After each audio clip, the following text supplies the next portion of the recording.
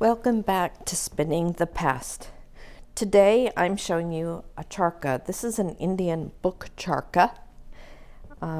And there's another brand called Bosworth Charka that is a bit more sophisticated, smoother, but this is less expensive. So I wanted to show people how to do this spinning off the tip. This is some cotton roving that I have, and with one revolution of this big knob here, as you can see, this makes this spindle twist. And what I am trying to have is that this thread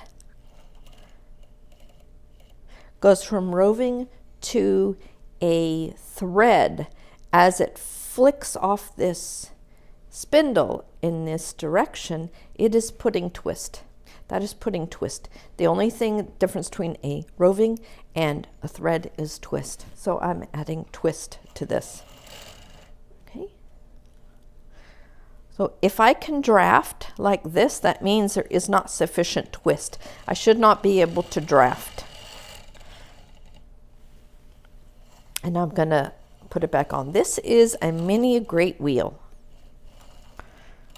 So if those of you have great wheels, you're doing something similar, but on this one, because the revolution, the ratio is so high, I can spin thread on it. Now the trick to this is to get sufficient twist in so it doesn't fall apart like that.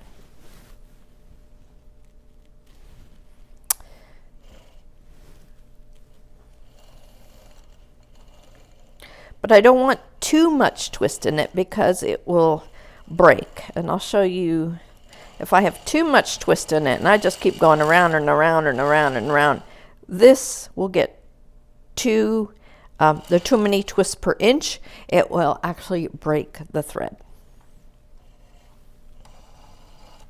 So I'm just showing you. So here's a fat bit.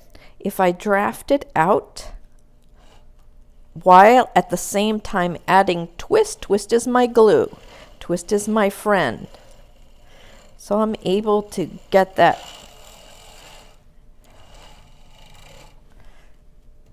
And I'll just tighten that up. And now this is my thread. Thread, yarn, whatever you want to call it. At this diameter, I call it thread. And you notice I have a twist angle here of approximately 45 degrees. I can do that 45 degrees, I can do it here 45 degrees, but it needs to be approximately 45 degrees.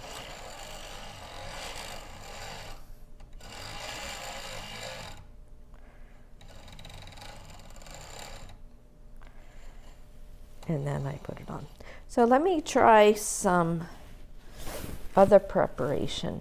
Here I just have some ginned cotton that I want to join on. And when you're joining, you join fuzzy bits to fuzzy bits, you will have more success having an even join.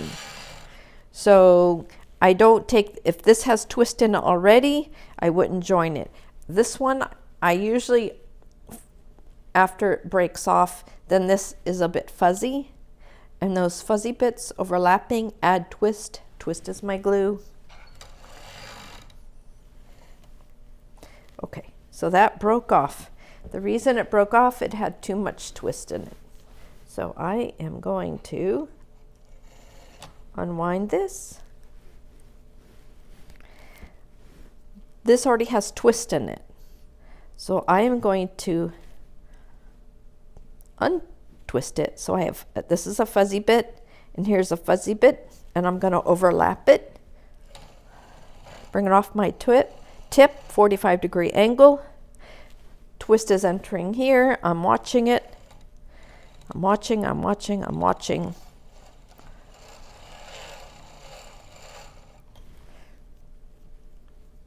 Now this was a nice commercial prep. This one you can see has a lot more texture because it is ginned cotton, and ginned cotton has a lot more texture to it.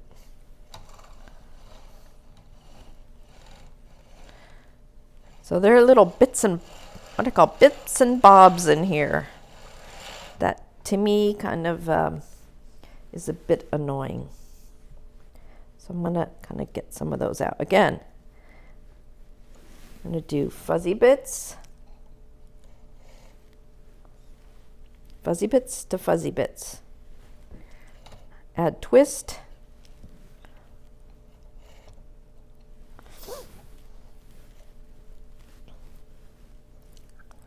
This is stuck right here. So sometimes as you're making your cup, it will stick on, and then it's hard to find the end of it. So let's see. This is going to be kind of fiddly. So I'm going to get as close to the tip as I can. I'm feeding it very slowly. There it goes.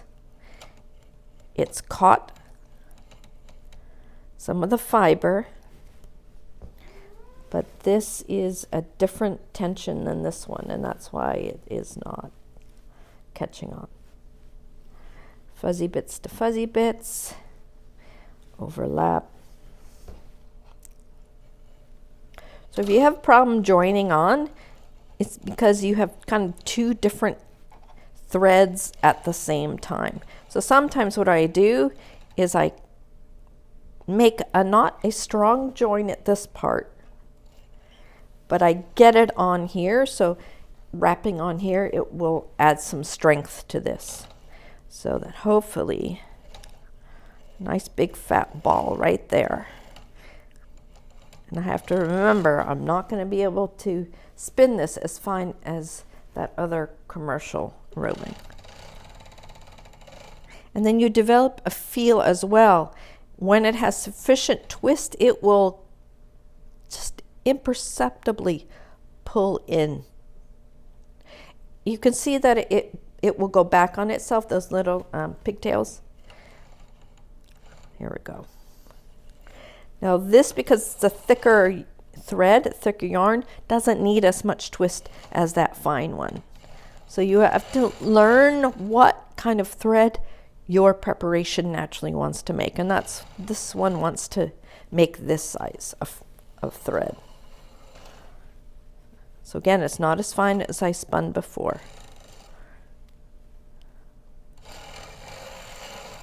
And if there's little fluffy bits, I can spin them into that.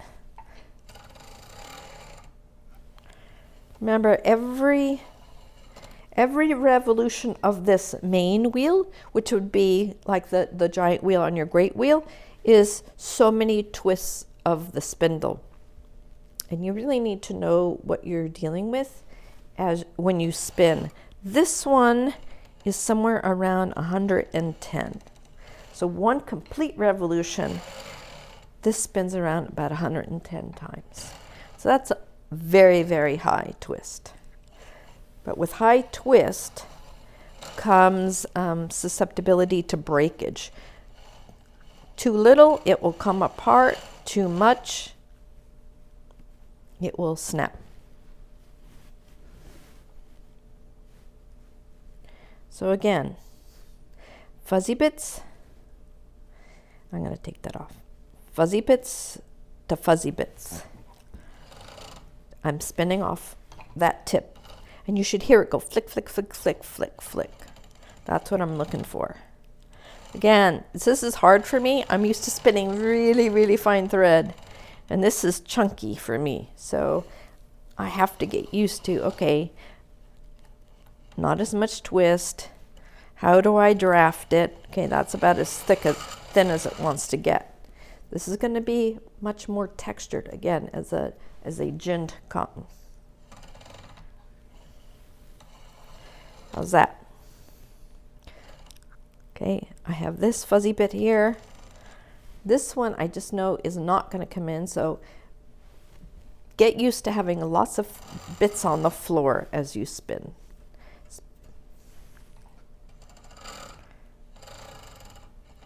Okay, I'm feeling it come in, kind of pull in.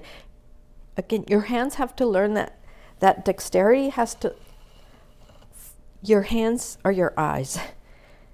So you need to get your fingertips to feel that twist.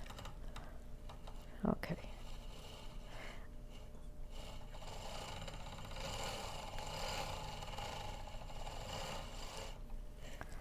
Okay, so I'm going to end it here.